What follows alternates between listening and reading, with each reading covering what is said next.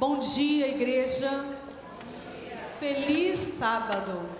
E que sábado feliz, né? O sábado está com tons diferentes hoje. Está mais florido, mais iluminado.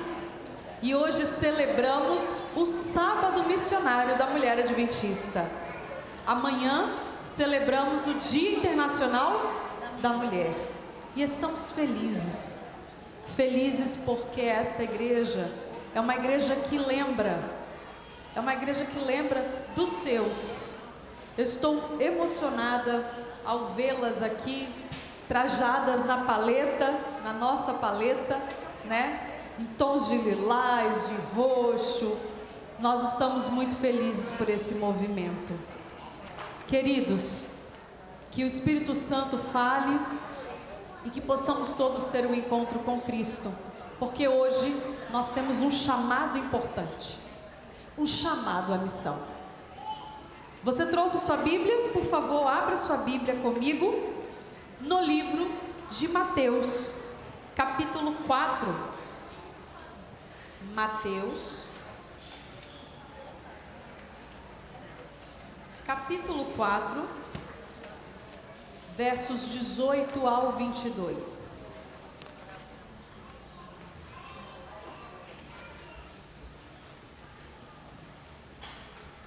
Amém? Vamos ler todos juntos? Acompanhe comigo esta leitura. Andando à beira do mar da Galileia, Jesus viu dois irmãos, Simão, chamado Pedro, e seu irmão André. Eles estavam lançando redes ao mar, pois eram pescadores. Verso 19. E disse Jesus: sigam-me e eu os farei pescadores de homens. Verso 20. No mesmo instante eles deixaram as suas redes e o seguiram. Verso 21. Indo adiante, viu outros dois irmãos, Tiago, filho de Zebedeu, e João, seu irmão. Eles estavam no barco com seu pai Zebedeu, preparando as suas redes. Jesus os chamou, verso 22.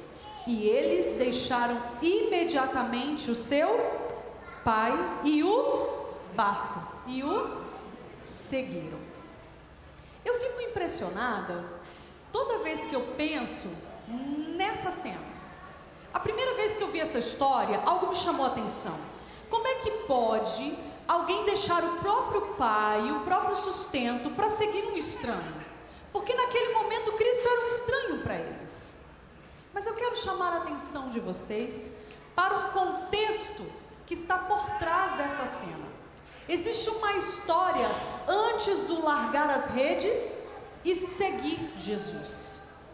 E eu quero chamar a atenção de vocês para esta história. Vamos primeiro pensar na educação judaica, tá bom? Nos tempos bíblicos. As crianças, os filhos, eram muito preciosos. Filho era uma bênção, era motivo de grande alegria, ainda é hoje. Alguns infelizmente tratam de forma leviana, mas naquela época os filhos eram grandes bênçãos para a família, para quem os tinha. E mais ou menos ali aos 3 anos, quando o filho já estava desmamado e começava a falar, a andar, a criar um pouco mais de autonomia, iniciava-se a educação para essa criança. E essa criança, ela era educada em casa, e a educação que ela recebia era uma educação religiosa. Os pais cantavam hinos, os pais cantavam salmos, os pais recitavam partes da Bíblia e as crianças iam ouvindo por memorização. Iam ouvindo. E quando elas completavam mais ou menos 6 anos, 7 anos, elas iam para a escola. Mas sabe como funcionava a escola nos tempos bíblicos? Na educação judaica, a escola, ela tinha um método. O método também era religioso. O objetivo era imputar no indivíduo a palavra de Deus. Então, o método era por meio de memorização. as crianças copiavam toda a Bíblia da época, copiavam e recopiavam essa palavra, e não podiam esquecer ou trocar, substituir uma palavra sequer. Havia um zelo para com a Bíblia. Por que isso? Porque eles, os mestres da lei, tinham medo de que essa palavra pudesse ser ensinada de maneira errada ou distorcida. Então, eles tinham que copiar ipsis literis, tal qual estava ali na Bíblia da época. E esse era o método. E então, as crianças copiavam, passavam o ano inteiro copiando e recopiando a palavra. E as crianças, ao final do ano, já sabiam mais ou menos decorado, ou seja, de cor, parte da Bíblia. Quando elas tinham mais ou menos assim, uns 10 anos, elas já sabiam a Bíblia inteira de cor. E aos 12 para os 13 anos, havia um vestibular. Sabe como era esse vestibular? Hoje nós temos aqui, né, um dos vestibulares mais difíceis e mais concorridos, que é o de medicina. E havia o vestibular de medicina na época. O rabi, ou rabino, que era o mestre da lei, ele ali estava observando na escola judaica quem seria apto para lhe substituir. E ele olhava para as crianças e olhava assim e dizia: quem vai ser meu sucessor? Quem vai ser como eu aqui? Quem vai ensinar a palavra de Deus para as próximas gerações? Então ele observava entre as crianças. E havia este processo seletivo. Ao final desse período, acho que acabou voltando, né? Ao final desse período de 12, 13 anos, as crianças já sabiam toda a Torá, a Bíblia da época, de cor. Então havia pergunta que toda família queria que seu filho se tornasse um mestre da lei, que seu filho fosse um rabi. Então o rabi chegava no final e dizia para a família: olha, seu filho é muito bom, ele copiou direitinho, ele aprendeu a ler, aprendeu a escrever, ele sabe de cor toda a palavra, mas ele não está apto. Ah, a família chorava, e a família chorava, e o filho ia voltar, e ele ia fazer o que da vida? Ia seguir o ofício da família. Se a família fosse agricultora, né, cuidasse das plantas, cultivasse, ia seguir. Se a família fosse uma família que tivesse rebanhos, fosse uma família de pastores, este filho ia ser um futuro pastor. Se a família fosse uma família de pescadores, esse filho ia ser pescador. E qual era o principal crivo do rabi? O rabi, no final, para o processo seletivo, ele tinha que assim: eu preciso encontrar alguém que seja como eu sou, que vá aonde eu vou, que faça o que eu faço e que ensine o que eu ensino. E quando ele passava por toda a escola, só um ficava. Só um passava nesse processo seletivo, muito concorrido. Muitas famílias voltavam chorando, mas voltavam com os seus filhos, e seus filhos davam seguimento ao cultivo, ao ofício da família. E ele escolhia um. E ele olhava para aquele e dizia assim: você pode ser quem eu sou. Você pode ir aonde eu vou. Você pode fazer o que eu faço e ensinar o que eu ensino. Vem e segue-me. Então, naquele exato momento, a criança abraçava, aos seus 12, 13 anos, se despedia da família. E a família, feliz, deixava a criança seguir o rabino, que ia agora ensinar todas as coisas para que ele fosse o seu sucessor. Sob todo esse histórico, agora vocês vão entender melhor a passagem que nós acabamos de ler. Agora pense, nós estávamos ali, nós estamos aqui, mas Jesus estava ali, olhando 4 homens lançando as redes. Pedro e André, e depois Tiago e João. E eles eram o que, queridos? Eles passaram no processo seletivo? Você já viveu uma grande frustração na sua vida? Você já esperava aquela vaga de emprego, passou por toda a seleção e ouviu não aprovado? Você já viveu essa frustração? É terrível, né? Aquele balançar de redes de Tiago, Pedro, André e João dizia para eles todos os dias: você foi rejeitado, você não foi escolhido, você não foi aprovado. Naquele momento em que Jesus para, sem se apresentar, olha para ele e com uma autoridade de um mestre da lei diz: vem e segue-me. A memória afetiva daqueles homens é ativada, e naquele momento eles voltam à infância e se lembram do momento em que queriam ter ouvido aquela frase e não ouviram, e se lembram do momento em que eles gostariam de ter passado pelo processo seletivo, mas não passaram. Anos depois, Jesus vem e confirma o processo. Sabe por que isso? Porque na seleção de Deus, todos são chamados. Na seleção de Deus, todos são chamados. Mas a palavra diz que poucos são. Mas por que Deus faz acepção de pessoas?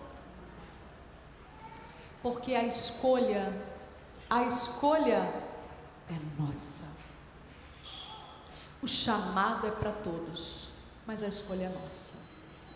E nós vamos falar um pouco mais sobre esse chamado, mas eu quero já fazê-los refletir. O que nós temos respondido ao chamado de Deus para nós? O que nós temos respondido? Quando aqueles homens ouviram, vem, segue-me, todas as frustrações de uma vida cabisbaixa, porque não passaram, não se tornaram rabis, não são mestres da lei, não passaram pelo grande processo seletivo, agora estavam se cumprindo, as frustrações estavam sendo jogadas por terra e o sonho estava se cumprindo no chamado de Cristo. Eu sou mestre. E já não era mais apenas um mestre da lei, era o próprio Deus encarnado, com a autoridade divina, dizendo: vem e segue-me. Por isso largar as redes, por isso o deixar o próprio Pai. Agora faz sentido? Vocês me entendem o contexto?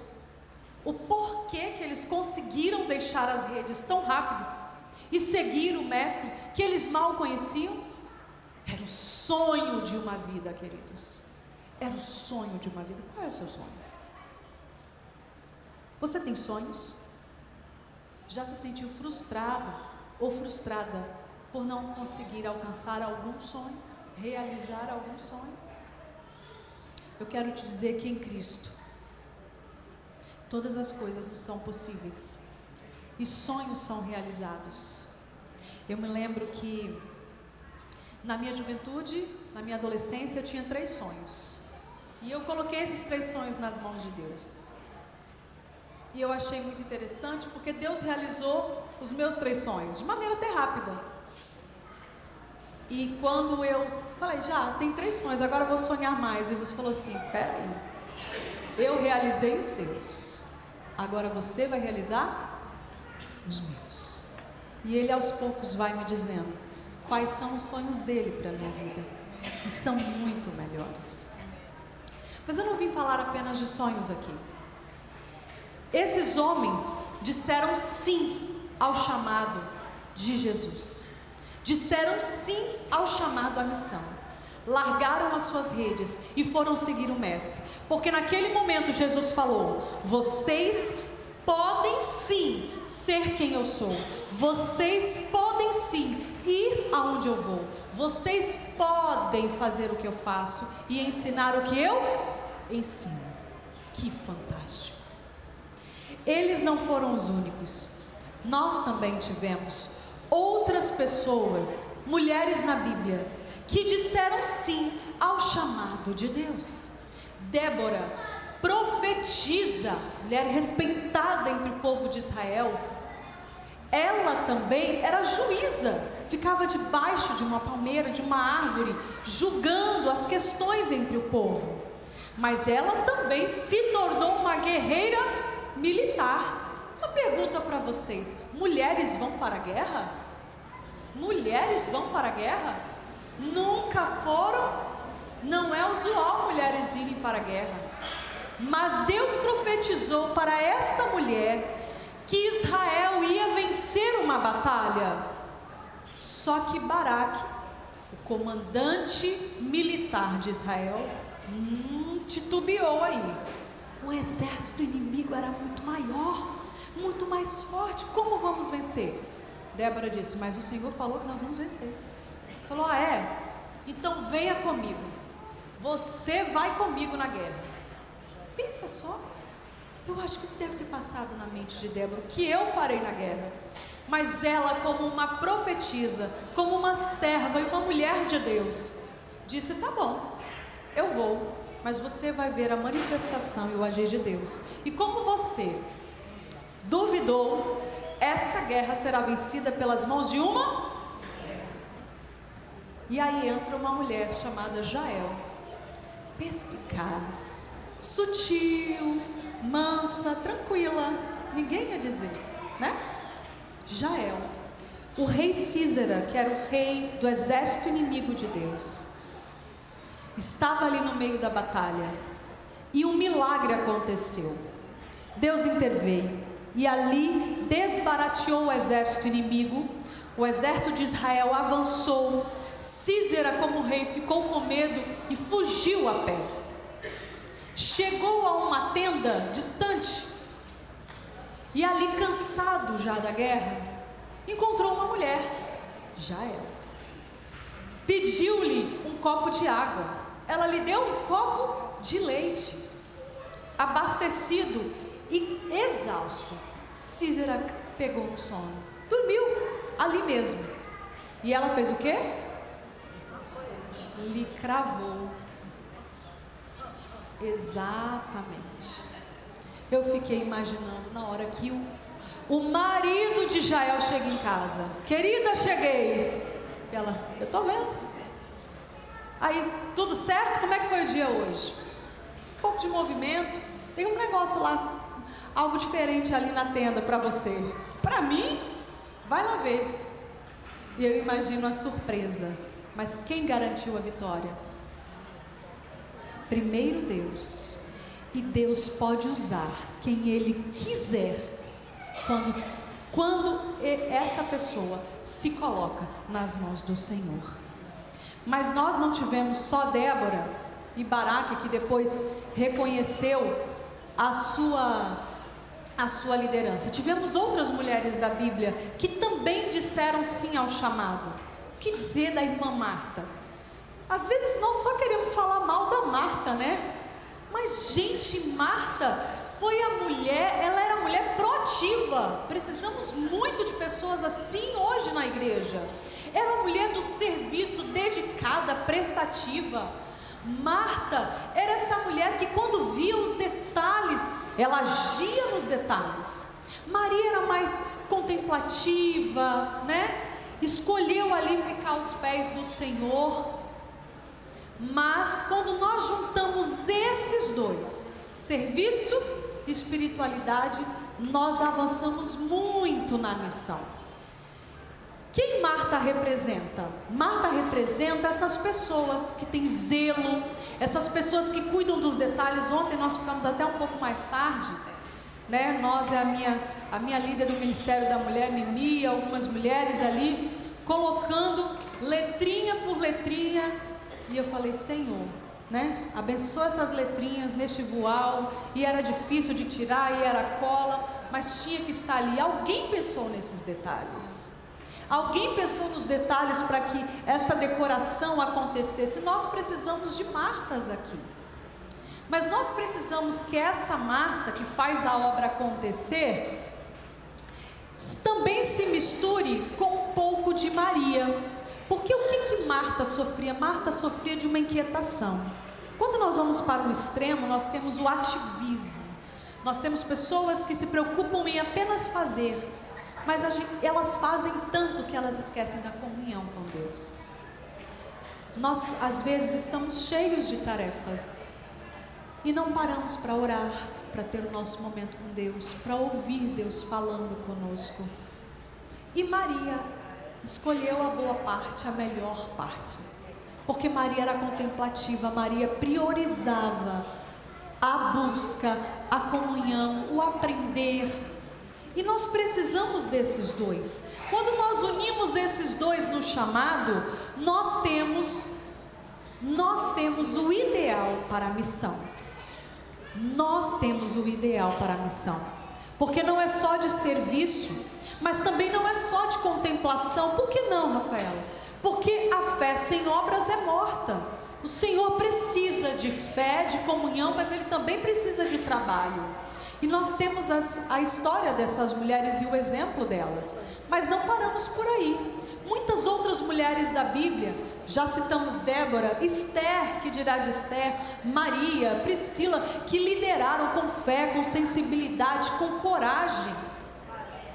Responderam sim ao chamado: vem e segue-me. Mas agora eu quero trazer outros exemplos.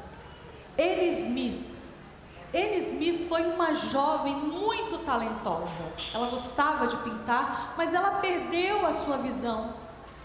Mas ela não se entregou à depressão e nem à tristeza. Ela continuou a trabalhar para o Senhor e compôs lindos hinos e poemas que saíram do coração de Deus para os papéis inspirados por Deus e também por ela. Anna Stoll, gente, eu fiquei impressionada com a história desta mulher. Esta mulher tinha crianças pequenas, e a gente sabe, quem é mãe sabe, as dificuldades que nós temos, né, de lidar, de seguir com a vida com crianças pequenas. E ela e seu esposo receberam um chamado para serem missionários na Bolívia, e mesmo com muitos filhos pequenos, ela foi lá, fez partos, ajudou mulheres e crianças e evangelizou este lugar. Linda a história da Ana, inspiradora para nós. E nós temos a Aiko Araki, que era uma japonesa que, quando jovem, perdeu a visão sem explicação médica, mas ela não se deixou abater. Ela evangelizou vizinhos em um país muito hostil ao cristianismo. Ela evangelizou vizinhos porque ela pedia para eles lerem a Bíblia para ela. Olha só, mulheres que não se deixaram abater pelas circunstâncias da vida, mulheres que disseram sim ao chamado de Deus e seguiram. Às vezes nós queremos só olhar, queridos, para as nossas limitações. Nós citamos aqui dois casos, tanto a Anne Smith como a Aiko, que tiveram cegueira. Nós podemos dizer, há uma grande limitação aí, elas não podem fazer. Quem coloca a limitação somos nós. Todas as coisas nós podemos por meio de Cristo, não é isso que diz a palavra? Posso todas as coisas naquele? Então não se limite, querida, por uma circunstância, por uma idade, por uma limitação, por qualquer coisa. Às vezes é uma fragilidade. Use isso. Deus pode usar até as nossas fragilidades em seu favor. Nós vivemos nas semanas anteriores os 10 dias de clamor e oração. Lembram? Foi uma bênção. E eu não consegui estar aqui todos os dias, porque eu estava em missão, estava com as minhas filhas, principalmente nas madrugadas, né, nas primeiras horas. E eu conversei com uma mulher aqui da igreja, e ela falou assim: ai, Rafa, eu estou envergonhada. Falei: por que, minha irmã? Ela falou: porque eu não consegui estar todos os dias. Eu falei assim: mas eu também não. Aí ela falou: ai, que bom ouvir isso, já me deu até um alívio. Falei: se eu estava em missão com as minhas filhas, porque eu não podia deixá-las sozinhas. Aí ela falou assim: eu estava em missão cuidando de uma amiga que é idosa, que precisou fazer uma bateria de exames naquela semana, e eu não pude estar presente na igreja, mas eu acompanhei. E eu fiquei imaginando assim, até as nossas fraquezas ou as nossas fragilidades, Deus pode usar para aliviar alguém, para abençoar alguém. Então não se limite, queridos, não se limite, porque é Deus quem é todo poderoso, e é Deus quem vai agir por meio de nós. Mas os exemplos não param por aí. Nós vemos essas mulheres e temos tantas outras. A própria profetisa Ellen White, porque tudo que elas tinham, elas usaram em favor de Cristo. Elas disseram sim: Cristo, eu vou fazer, porque eu acredito que Ele é o meu mestre, e eu quero ir onde Ele vai, fazer o que Ele faz, ensinar o que Ele ensina, e ser quem Ele é. Nós temos mais alguns exemplos, e eu quero chamar a atenção, porque essa frase falou muito ao meu coração. A missão não exige de nós perfeição, mas o quê? Jesus, quando Ele esteve aqui na terra, Ele chamou os perfeitos? Ele disse: vem, segue-me, para os pescadores lá atrás, e eles seguiram, se dispuseram à obra. Somos todos falhos, queridos, mas em Deus podemos fazer grandes coisas. Em Deus, você, mulher, pode ser usada para levar muitas pessoas aos pés de Cristo. Deus quer te usar do jeitinho que você é. E quem disse que você precisa saber pregar, cantar, falar em público? Não. Deus te dotou com talentos únicos, quer seja de pintar em tela, fazer um pão delicioso ou um bolo, docinhos, quer seja o de bordar, o de ser acolhedora com os vizinhos. Deus quer te usar, ou até mesmo com um sorriso, porque tem gente que o sorriso já é um dom, né? A irmã Leni tem um sorriso lindo, o sorriso dela abraça a gente, e às vezes nós precisamos disso. Tem gente que tem o dom do abraço, que quando você abraça, você descansa no colo da pessoa, parece que alivia um fardo ali. Quantos dons Deus nos dá, e Deus quer usar-nos com esses dons para a sua obra. O que nós temos respondido ao chamado de Deus? O que nós temos respondido? Deus precisa da nossa disposição. Deus precisa de uma fé viva e ativa em sua obra. Nós mulheres, nós somos sensíveis, detalhistas, e Deus quer nos usar desse jeitinho que nós somos, para realizar a sua obra com sensibilidade, com coragem, como Jael e Débora, com visão. Tem coisas que só nós enxergamos, né, queridos? Tem coisas que só nós vemos. Deus quer usar as mulheres para contribuir em todas as esferas da vida. Então não se sinta diminuída, porque talvez você não alcançou o seu sonho aqui nesta terra. Deus tem sonhos muito maiores para você. Quando eu citei aqui meu exemplo, eu nunca sonhei em ser esposa de pastor. Nunca. Eu tive bons pastores, tive boas esposas de pastores. Eu sou adventista desde que nasci, conheci boas esposas de pastores, mas havia uma estigma, né? Ai, parece que esposa de pastor não é feliz. Tinha essa estigma, vocês acreditam? E eu falava assim: ai gente, eu quero ser feliz, eu sou feliz, eu sou alegre. E Deus falou assim: Deus olhando lá de cima, vai ouvindo. E as pessoas olhavam para mim e diziam: mas você tem jeito de esposa de pastor? Eu falei: eu tenho não, eu sou feliz. Quando eu era criança, havia um estereótipo. A esposa de pastor era aquela que sabia tocar piano e reger coral infantil. Duas coisas que eu não faço. É porque Deus, graças a Deus, a obra e a igreja vai crescendo e vai desmistificando e tirando alguns estereótipos e padrões. Deus quer usar a esposa de pastor ou qualquer mulher do jeito que nós somos, porque o que nós somos vai enriquecer a igreja. Eu vejo que, como esposa de pastor, o que ele pede de mim é que eu ame a igreja. E que eu esteja disposta a usar o que ele me deu para a igreja. Para uns ele deu talento de cozinhar, para outros ele deu talento. Eu conheci uma esposa de pastor que eu tenho um carinho enorme, nós mantemos contato até hoje. E ela não é do púlpito, ela não é do microfone, mas ela tem um bom gosto incrível. Ela sabe fazer uma decoração maravilhosa. E ela é uma mulher acolhedora e que trabalha de uma maneira linda pela igreja, porque ela ama a igreja. E ela me ensinou muito isso. Queridas, entenda, Deus quer te usar do jeitinho que você é. Você não tem que ser assim nem assado. Ele te fez assim. Ele quer nos transformar à imagem e semelhança dele, porque nós precisamos, sim. O pecado degenerou a imagem dele em nós, mas ele quer nos usar do jeito que nós somos para alcançar o nosso campo missionário. Qual é o seu campo missionário? A sua casa é seu campo missionário. Nesses 10 dias de clamor, eu tenho clamado a Deus, o Espírito Santo em mim, para com as minhas filhas, porque elas são o meu campo missionário. Depois vem a igreja.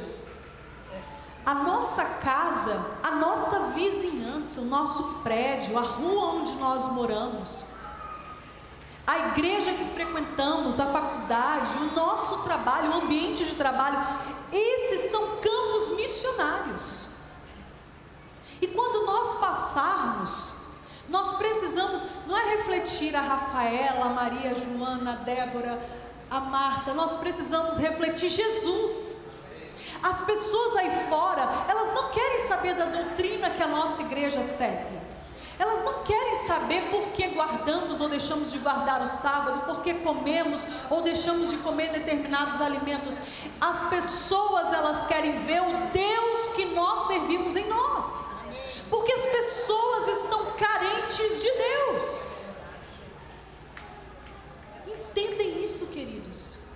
O chamado à missão é para todos. Não cruze os braços. No reino de Deus não existem segregados.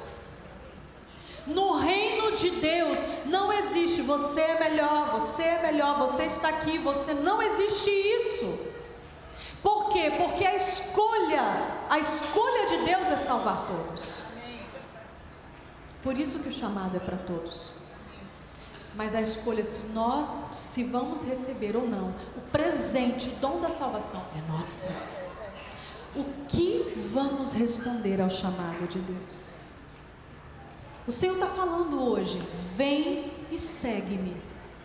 Larga essa rede cheia de frustração, cheia de sonhos não realizados, cheia de desculpas, cheia de tristezas, de mágoas do passado. Vem e segue-me. Eu quero usar você. Eu quero te usar para a minha obra. Eu quero encerrar esta mensagem dizendo que nós temos uma grande missão e Deus quer nos usar. E eu quero trazer para vocês, eu trouxe referências bíblicas, eu trouxe referências atuais, mas eu quero trazer para vocês uma referência pessoal. Conseguem ver? Essa senhora que está aí na foto é minha bisavó, que eu tive a oportunidade de tê-la em vida até quase os meus 18 anos. Aquela menininha da foto sou eu. Se parece com alguém? Acho que eu devia ter uns 5 anos ali. A mamãe dizia que eu era muito ativa. Agora eu sei quem a Elisa puxou.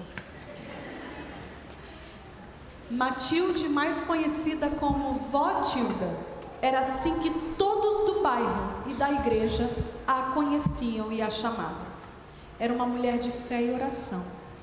Quando jovem, ela teve 9 filhos, mas antes dos 3 últimos, com 6 filhos, o seu esposo se separou dela e ela teve que sobreviver em um mundo que naquela época não tinha mercado de trabalho para as mulheres. Então ela pegava as roupas de mulheres, das madames, de mulheres com recursos, e ia para o rio lavar as roupas. Ela ficou 6 anos separada do marido. O marido retornou para ela aceitou o esposo. E o marido passou uma vida inteira pedindo perdão por esses 6 anos. Ela era uma mulher de muita oração. E todos a falavam, vó Tilda, com muito carinho. Porque na igreja, na sua comunidade, na rua onde ela estava, ela virou uma referência como cristã. Mas ela não é a única. Essa senhora era minha avó paterna. Dona Geni era uma mulher corajosa para a sua época.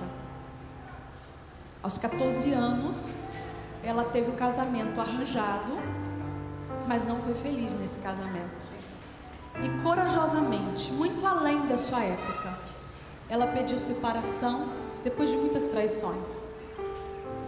E com 2 crianças, ela foi trabalhar fora para cuidar e criar dos seus filhos. Sempre teve fé, foi honesta, corajosa e trabalhou duro, muito, para ter o pouquinho que teve. Essa senhora aqui foi a minha avó materna. Se a gente pudesse, a gente eternizava algumas pessoas. Mas quando Jesus voltar, isso vai acontecer. Essa senhora, ela teve 4 filhos. Um deles era especial. E o meu tio, ele tinha várias síndromes e transtornos. E era uma época em que não tinha CAPS, não tinha recursos, não tinham psicólogos, não tinham terapias. O que ela tinha era amor e fé. E foi assim que ela educou os seus filhos, com amor e fé. Algumas pessoas olhavam e viam algum comportamento de uma criança especial e diziam assim: joga essa criança fora. Tá vendo o que ela está fazendo? E ela criou todos os seus filhos na igreja. O seu esposo não era cristão. Seu esposo tocava na noite, era seresteiro, boêmio, mas ela criou os 4 filhos na igreja. Foi líder de vários departamentos, dentre eles eu me lembro ainda que ela era líder de escola sabatina da sua igreja. Ganhou várias vezes, como foi líder de recolta. Vocês já ouviram falar da recolta? Já, né? Ela foi campeã de recolta várias vezes, mesmo com 4 crianças pequenas. Ela teve muita fé. E eu me lembro de uma vez em que ela, sentindo dores sobre a cama, ela pediu que eu orasse por ela, para aquela dor passar. Mulheres que cuidaram e amaram os seus, e disseram sim ao chamado de Deus dentro da sua missão. Para umas, como a Anne Stoll, Deus manda ir para a Bolívia e para outros lugares. Para outras, Deus fala assim: mulher, se erga, você é o esteio da sua casa. A sua missão está aí onde você está. E esta mulher aqui é a minha querida mãe. É uma mulher forte, corajosa, de uma fé admirável, batalhadora, dos melhores conselhos. Ontem mesmo eu precisava de alguns e ela foi usada por Deus, inspirada por Deus, me deu um dos melhores conselhos que já recebi. Eu aprendo muito com ela. Essas são as referências que eu tive de mulheres guerreiras, missionárias, que trabalharam para Deus, mulheres de Deus. Mas o chamado do Senhor, ele não foi apenas para Pedro, André, Tiago e João. Ele é para nós hoje. O vem e segue-me é para nós hoje, porque Deus quer que nós ensinemos o que Ele ensina, façamos o que Ele faz, que nós possamos ir onde Ele vai e que sejamos quem Ele é. O que você vai dizer para esse chamado? O que você vai responder a esse chamado? Existem mulheres aqui que vão dizer sim. E existem mulheres que talvez vão pensar, não sei, talvez.